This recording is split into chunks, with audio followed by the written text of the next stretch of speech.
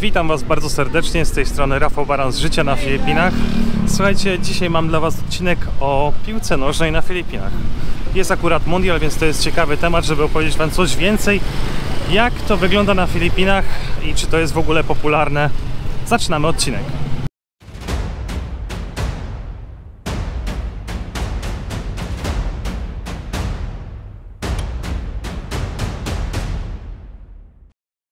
Ale oczywiście, słuchajcie, pierwsze, najważniejsze. Jeżeli interesuje Was życie na Filipinach, chcecie wiedzieć, ile kosztuje, jak wygląda, zapraszam Was do subskrypcji tego kanału, no i do zostawienia łapki w górę. Na pewno mi to bardzo dużo pomoże. Dziękuję bardzo. Dzisiaj jest, słuchajcie, pierwszy raz, kiedy mam okazję tak naprawdę w terenie przetestować nowy mikrofon. Dlatego dajcie mi znać w komentarzach, czy coś z tego lepszego wyszło, czy mniej tych hałasów ulicy słychać, czy więcej. Mikrofon jest kierunkowy, więc powinien działać lepiej.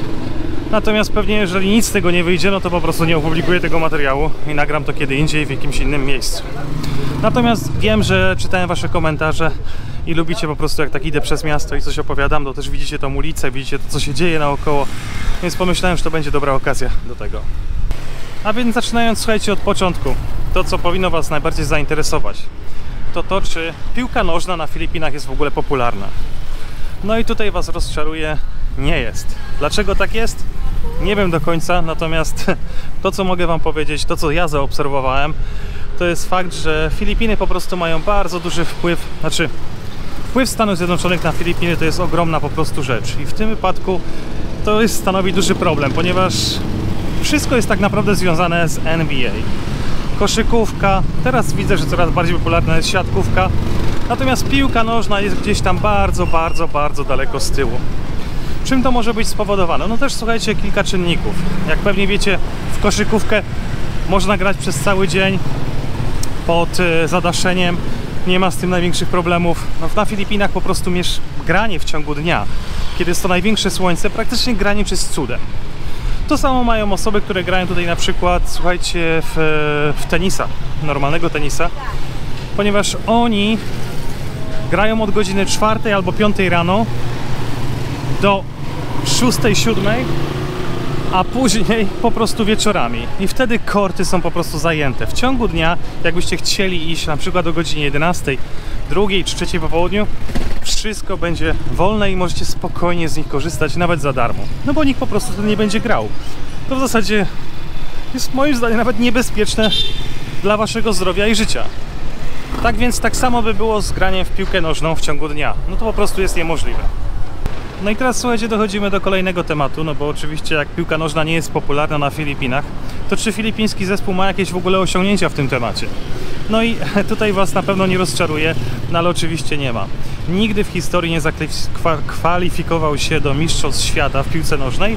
Raz tylko i wyłącznie w historii zakwalifikował się do coś takiego jakby azjatyckich zawodów. Powiedzmy, tak jakby mamy Mistrzostwa Europy, no to oni mają Mistrzostwa Azji i on się raz do tego zakwalifikował i oczywiście no nie wyszedł z grupy, nic tam nie osiągnął.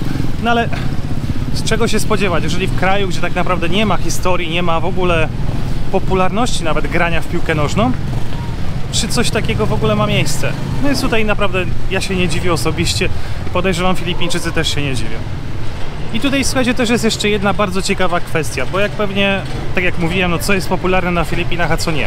Ale Filipińczycy są na przykład bardzo podobni, można powiedzieć, do nas pod jednym względem. A mianowicie, jeżeli mają jakiegoś bohatera swojego, nowego sportowca, który nagle osiąga jakieś wyniki w jakimś danej dyscyplinie sportu, to oczywiście cały kraj się interesuje tym sportem. No zresztą tak samo jak i u nas, tak jak pamiętacie pewnie Kubice z Formuły 1, jeżeli on występował, no to Formuła 1 była oczywiście dużo bardziej popularniejsza w Polsce niż jest teraz.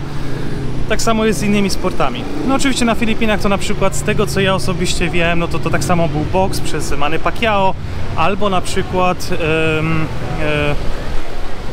bilard przez inne osoby, które też bardzo dużo osiągały w tym sporcie.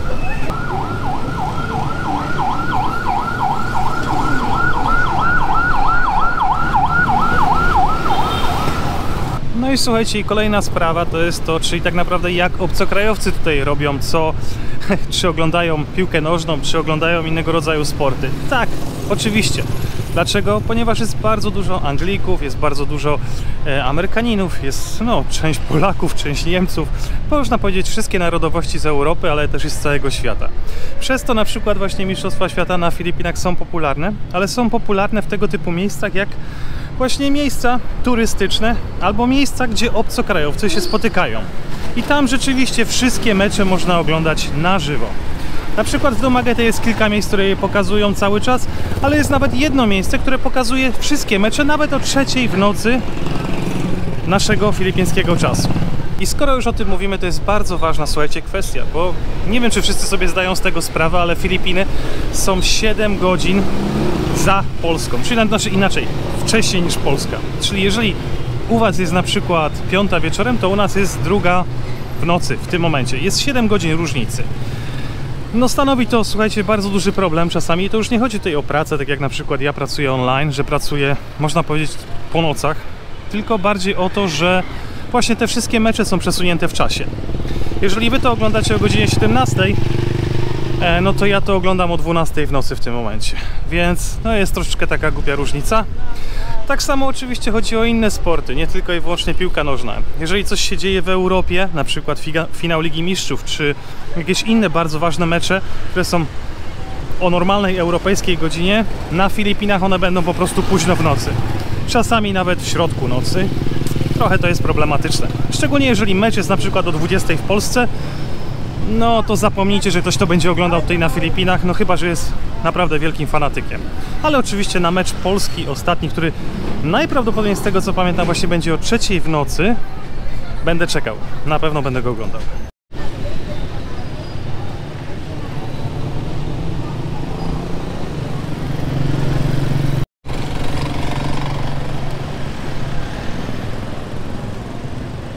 Ja w tym momencie, słuchajcie, już jestem w centrum Dumaguete. Poszedłem tutaj specjalnie na nogach, bo mamy po pierwsze bardzo blisko, a po drugie, jeżeli chciałbym tutaj przyjechać samochodem, pomimo tego, że chcę kupić trochę rzeczy, bardzo ciężko jest zaparkować w centrum. Praktycznie to jest niemożliwe. Musiałbym parkować praktycznie połowę dystansu z tego, co mam z domu, więc wolałem sobie już tutaj przyjść na nogach, nie myśleć o parkowaniu, wejść do sklepu, kupić to, co potrzebuję, no a my się widzimy za moment. No słuchajcie, mi się udało już zrobić wszystkie zakupy, posprawdzałem wszystkiego rodzaju ceny. To są oczywiście potrzebne rzeczy na farmę, czyli wkrętarki, jakieś tam inne rzeczy, wkręty w ogóle, czy są dostępne, czy trzeba zamawiać online. Wszystko się dowiedziałem, ale to o tym będzie całkowicie osobny odcinek. Teraz muszę lecieć do bankomatu, wypłacić pieniądze, bo jeszcze musimy załatwić parę innych rzeczy.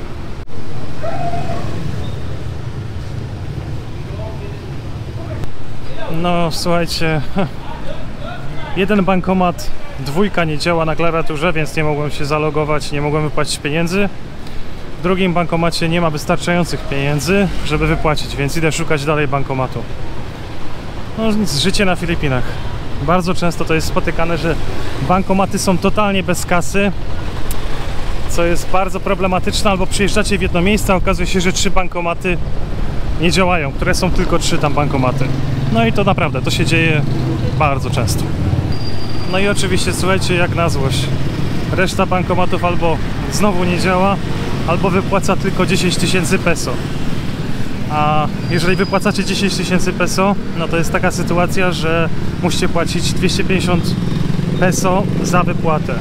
Ja zawsze chcę wypłacać, jeżeli już wypłacam z polskiego konta, no to wypłacać 20 000 peso za jednym razem, bo i tak będziemy te pieniądze potrzebować, żeby zaoszczędzić na wypłatach, bo wtedy też jest tylko 250 peso. Natomiast okazuje się, że no te bankomaty wszystkie, które wypłacają po 20 000 peso, nie wszystkie działają, albo nie mają pieniędzy. Więc dobra, no nic, pomyślę o tym później, jak to wypłacić. Na ten moment muszę wracać do domu, bo zbieramy się do Walencji.